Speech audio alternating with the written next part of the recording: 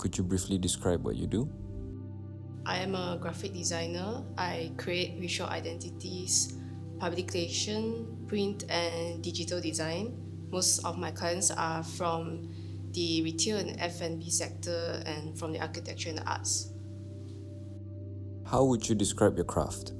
Every time I design for a new person or organization, I try to put myself in their shoes and to figure out what makes them unique. And that is when I translate them into visual languages, and that includes symbols, logo, typography, color, or shapes.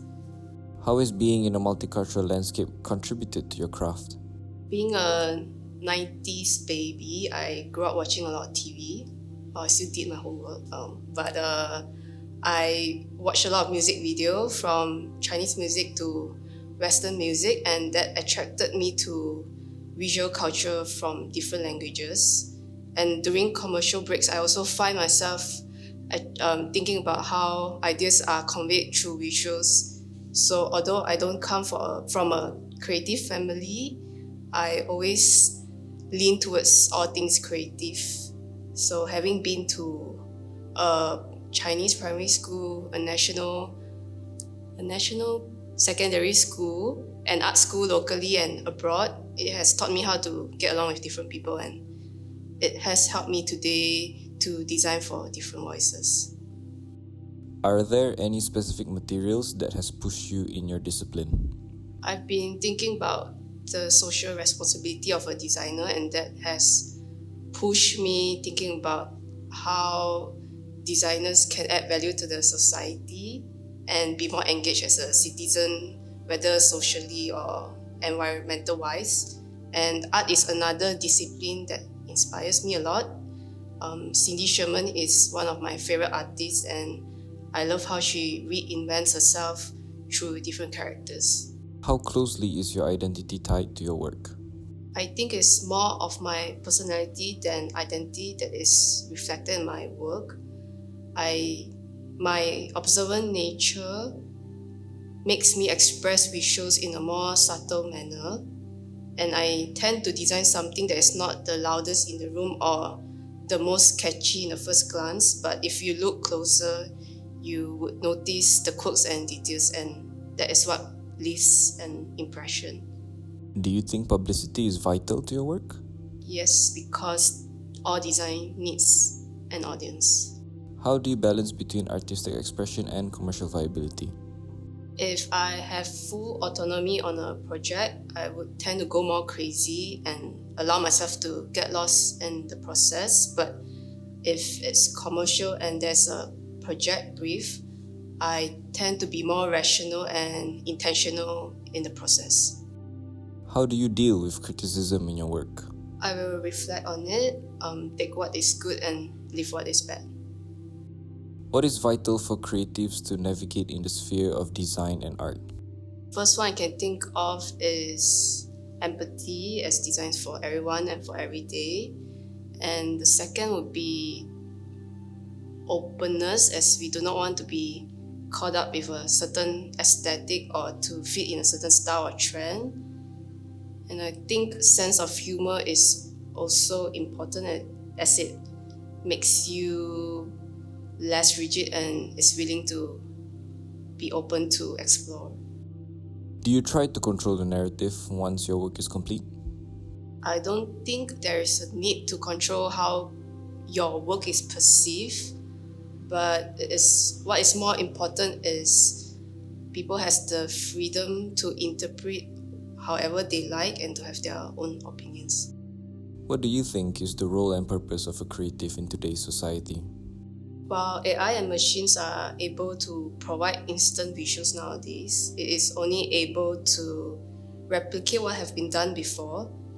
So with thoughtfulness, I think designers can provide alternative perspectives and solutions with human touch.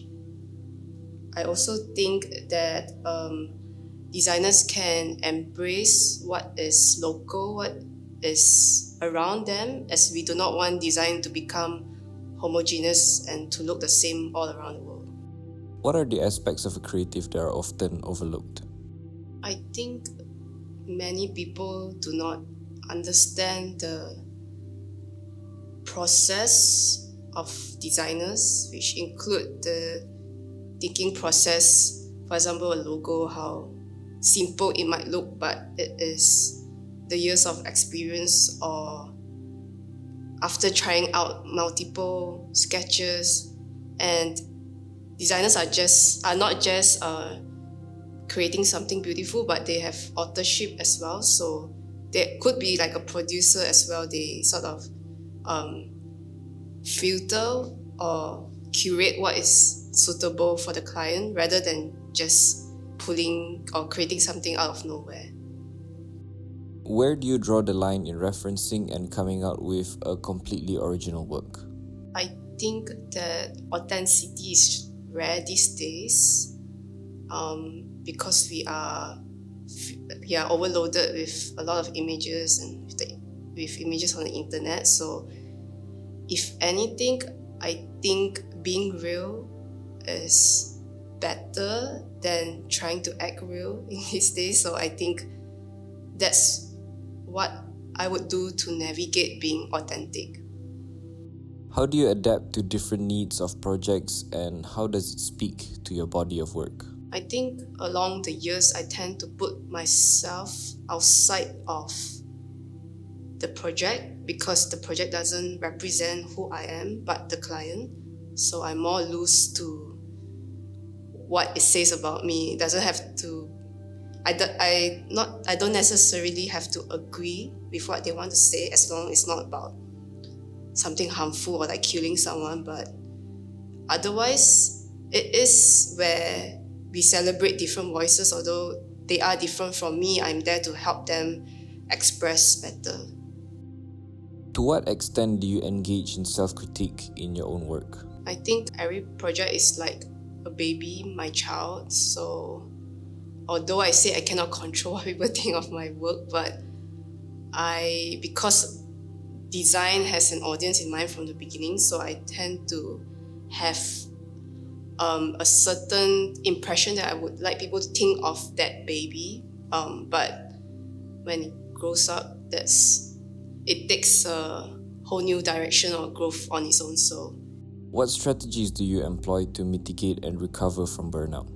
I think that is when I take a step back and do things for myself, because as designers, you tend to be creating for someone but not yourself. So whether it's taking time off like a weekend, or even just, I don't know, drawing whatever makes you happy, but just with no audience, and it's just for yourself and how you feel.